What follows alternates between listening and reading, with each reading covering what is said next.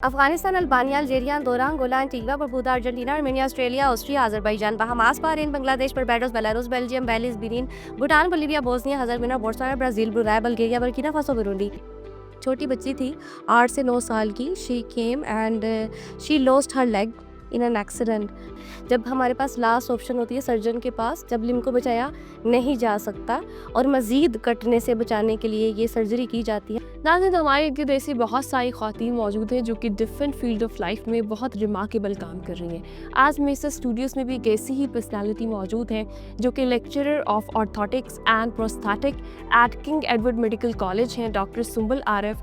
8 साल से ये इस इंस्टीट्यूशन के साथ वाबस्ता हैं। उसके अलावा ना सिर्फ ये बल्कि फ़ैशन को भी बड़ा पसंद करती हैं मेडिकल के साथ साथ, और फिर इन्होंने मेडिकल टीचिंग के ऊपर पाकिस्तान की पहली ऐसी खातून हैं जिनको ये एजाज़ हासिल है कि इन्होंने एक बुक भी लिखी और उसके साथ साथ बहुत सारी वेरियस जो एक्टिविटीज़ हैं वो करती रहती हैं। इनसे बात करते हैं। अस्सलाम वालेकुम, वेलकम टू इसका पाकिस्तान टीवी। कैसी हैं आप? वालेकुम अस्सलाम, thank you madam Ramin for inviting me here. Thank you so much for your time. सबसे पहले तो मुझे ये बताएं कि ऑर्थोटिक्स एंड प्रोस्थेटिक बहुत एक डिफरेंट फील्ड है मेडिकल की।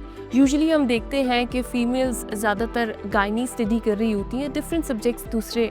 आपने क्यों चूज़ किया? ये फील्ड जब पाकिस्तान में आई, मैं तब से बहुत ज़्यादा इंस्पायर हो गई थी इस फील्ड से, क्योंकि इसमें हम ऐसे लोगों की ज़िंदगियों में रोशनी लाते हैं जो कि अंधेरे कबूल कर चुकी होती हैं। मैं बहुत ज़्यादा इस चीज़ से इंस्पायर हुई कि एक किसी की हम गम को कम कर देते हैं, और हकीकी मायनों में देखा जाए तो ये इबादत भी है। बिल्कुल। सो मैंने तब भी मेडिकल के बाद ये डिसाइड कर लिया था कि मैं इस चीज़ को, इस फील्ड को जो है वो चूज़ करूँगी, क्योंकि इसमें हकीकी मायनों में इंसानियत की खिदमत करने का जो है वो मुझे मौका मिल रहा है, और यही ज़िंदगी का मकसद भी होना चाहिए। वो कहते हैं ना, दर्द दिल के वास्ते पैदा किया इंसान को, वरना इताअत के लिए कुछ कम ना थे करूबियाँ। आप तो मेडिकल के साथ साथ शायरी का जो है शौक़ भी रखती हैं। अच्छा, मैं एक चीज़ यहाँ पर अपने नाज़रीन के लिए मेंशन करती चलूँ कि ऑर्थोटिक्स एंड प्रोस्थेटिक एक ऐसे अमल है जिसमें आर्टिफिशियल, एक तो एक्सटर्नली आपको ऑर्गन्स जो है वो डिसेबल पेशेंट्स के लिए, ताकि उनकी जो डिसेबिलिटी है उसमें उनको मदद दी जा सके। उसके अलावा अगर आपके किसी ऑर्गन में कोई इशू आता है, ऑर्थोटिक्स की स्पेसिफिकली अगर मैं स्टडी की बात करूँ, तो उसकी रिपेयरिंग के लिए जो है स्पेसिफिकली उसमें वो हेल्पफुल होती है ये सारी जो स्टडी है, सारे जो प्रोसीजर्स हैं। तो डिसेबल पेशेंट्स के लिए उम्मीद के किरण अगर मैं कहूँ, ये सारी जो हमारी रिप्लेसमेंट्स होती हैं उसको, तो ये वो है। अच्छा डॉक्टर साहब, मुझे बताएगा ऑर्थोटिक्स और प्रोस्थेटिक जो है ये कितनी बेनिफिशियल है डिसेबल पेशेंट्स के लिए, और बेसिकली इनमें क्या होता है एक डिसेबल पेशेंट के लिए, और कितना कामयाब ये तजुर्बा है? ऑर्थोटिक्स प्रोस्थेटिक्स की वो फील्ड है जिसमें डिवाइसेस बनती हैं।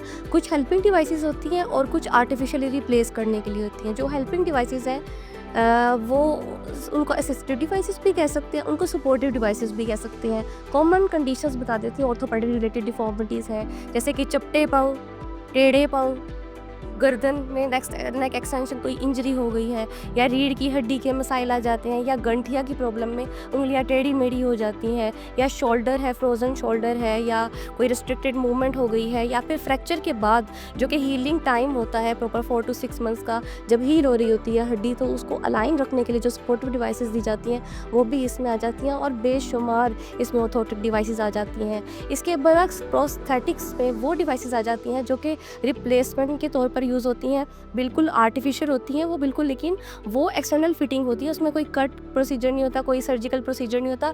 हाँ, सर्जिकल प्रोसीजर के बाद जो है प्रोस्थेटिक्स का रोल स्टार्ट होता है। और एम्पुटेशन, जो कि किसी भी हिस्से का कट जाना, वो कैसा अमल है? वो एक लाइफ सेविंग सर्जरी होती है जब हमारे पास लास्ट ऑप्शन होती है सर्जन के पास, जब लिम्ब को बचाया नहीं जा सकता और मज़ीद कटने से बचाने के लिए ये सर्जरी की जाती है। डिफरेंट कंडीशंस होती हैं, जैसे डायबिटीज़ के मरीज़ आ जाती हैं, ट्यूमर के, कैंसर के, फिर जो जल जाते हैं, अगर सीवियर बर्न हो गया। यूजुअली हम ये सुनते हैं कि डायबिटीज़ की वजह से स्पेसिफिकली पाँव जो है उसको कट करना पड़ गया, खुदा न खास्ता।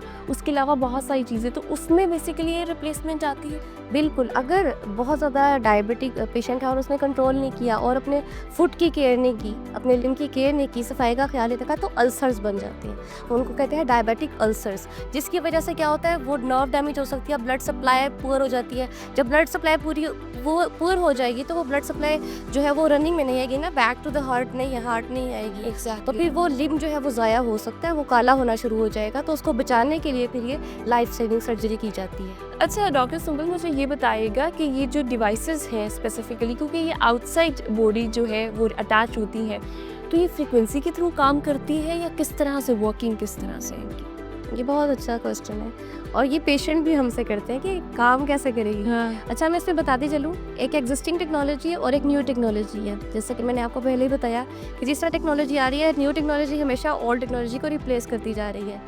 पहले ऐसा होता था कि जो आर्टिफिशियल डिवाइसेस लगती थी, मैं प्रोस्थेसिस की बात कर रही हूँ, वो एक्सटर्नल फिटिंग है। फॉर एग्जांपल उसका अबव एल्बो या बिलो एल्बो से नीचे हाथ कट गया, अब उसका हैंड नहीं है।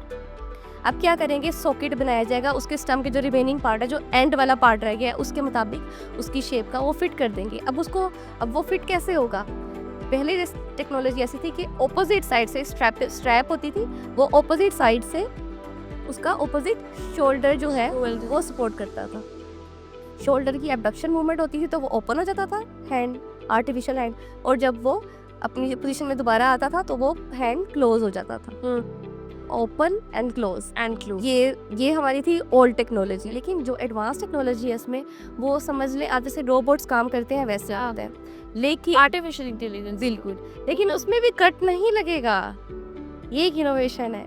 उसमें भी क्या होगा, सेंसर्स होते हैं वो मसल्स पे ही प्लेस की जाते हैं। सॉकेट जो मैंने बताया है, जो कप शेप जो भी उसके स्टम्प पर लगेगा, उसमें ही सेंसर्स लगे होंगे। ब्रेन सिग्नल भेजेगा मसल्स को, मसल्स के अंदर खुद ही एनर्जी आ जाती है कि कोई भी मूवमेंट करने के लिए। अच्छा, यूजुअली चूँकि ये एक्सटर्नली एंडोर्स किया जा रहा होता है, एक पेशेंट एक्सेप्ट करता है इसको, कितना चैलेंजिंग होता है डॉक्टर्स के लिए? स्पेसिफिकली बात करूँ, उनको ये एक्सेप्ट करवाना कि हम इस सर्जरी की तरफ जा रहे हैं। पाकिस्तान में कितने % ऐसे लोग हैं जो कि इसको करवाने के लिए तैयार होते हैं और इससे फ्रेंडली हैं? ये जो रिहेबिलिटेशन प्रोसीजर है, क्योंकि पेशेंट को हमें बताना होता है कि आपके साथ ऐसा होगा, आपकी एम्पुटेशन होगी, उसके बाद आप अपने अज़ू से महरूम हो जाएंगे।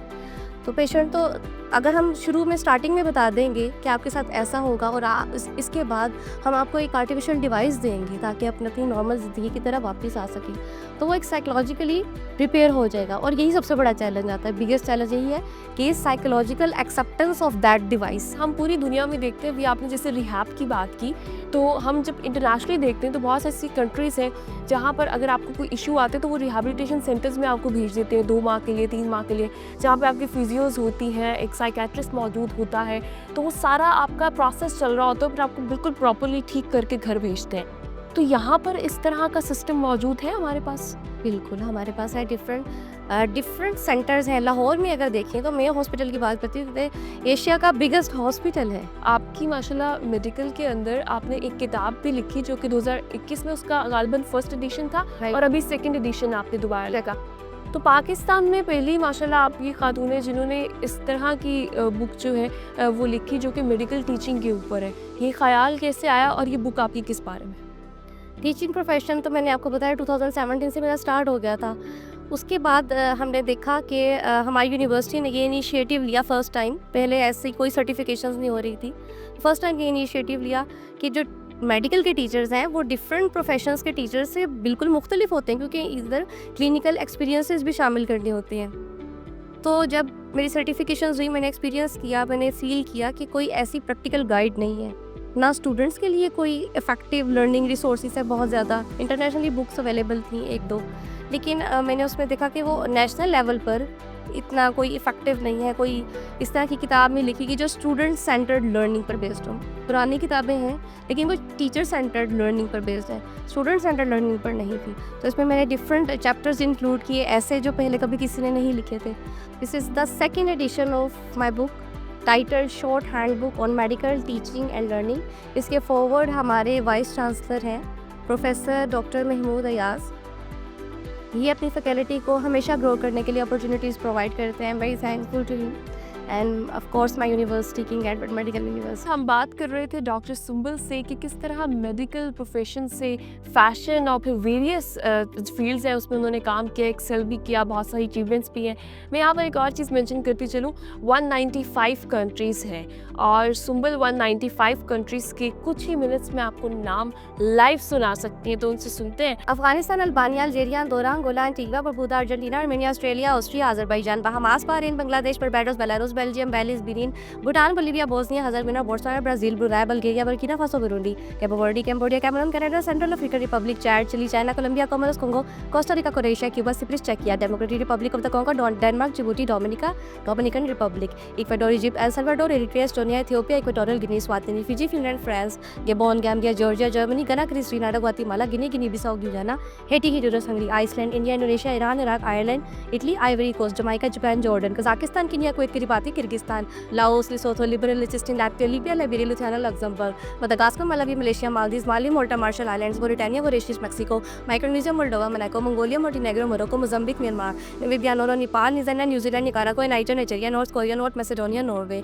Oman, Pakistan, Palestine, Palau, Papua New Guinea, Paraguay, Peru, Philippine, Poland, Portugal, Qatar, Romania, Russia, Rwanda, Samoa, San Marino, Sao Tome and Principe, Saudi Arabia, Senegal, Serbia, Seychelles, Sierra Leone, Singapore, Slovakia, Slovenia, Solomon Iceland, Somalia, South Africa, South Korea, South Sudan, Spain, Sri Lanka, Saint Kitts and Nevis, Saint Lucia, Saint Vincent and Grenadine, Sudan, Suriname, Sweden, Switzerland, Syria, Taiwan, Tajikistan, Tanzania, Thailand, Timor Leste, Togo, Tonga, Trinidad and Tobago, Tunisia, तुर्की, Turkmenistan, Tuvalu, Uganda, Ukraine, United Arab Emirates, United Kingdom, United States, Uruguay, Uzbekistan, Vanuatu, Vatican City, Venezuela, Vietnam, Yemen, Zambia and Zimbabwe.